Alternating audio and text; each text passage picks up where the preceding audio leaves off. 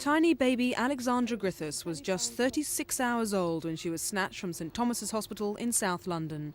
For 15 days, her parents, Dawn Griffiths and boyfriend Jeffrey Harris, waited anxiously as police tried to track down the baby. Several times, Dawn made tearful appeals for Alexandra to be returned.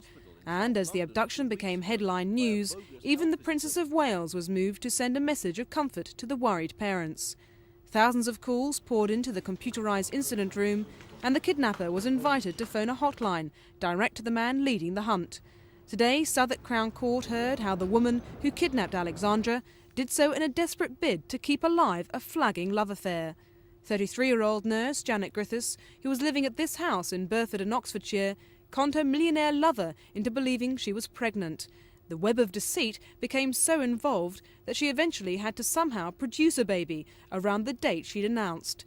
So, on Thursday the 11th of January, she left her home and caught a train to Paddington. At 6 o'clock, she went to St Thomas's, posing as a health visitor.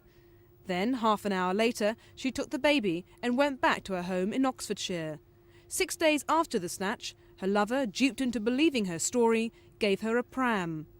For the next 9 days, local people became more and more suspicious, Griffiths more and more anxious, until the 26th of January, when police, tipped off by estate agents, swooped on her house and found the baby. Today, psychiatrist Susan Isles said Griffiths was tense, withdrawn and suicidal. She tried to take her own life 3 times.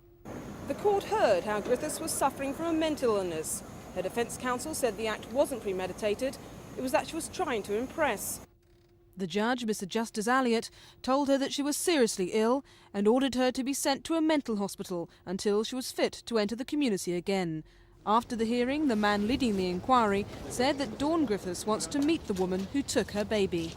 She would really like to speak to Janet Griffiths because 2 weeks in the life of the baby is missing, and she would like to talk to her to really reassure herself that the baby was well cared for.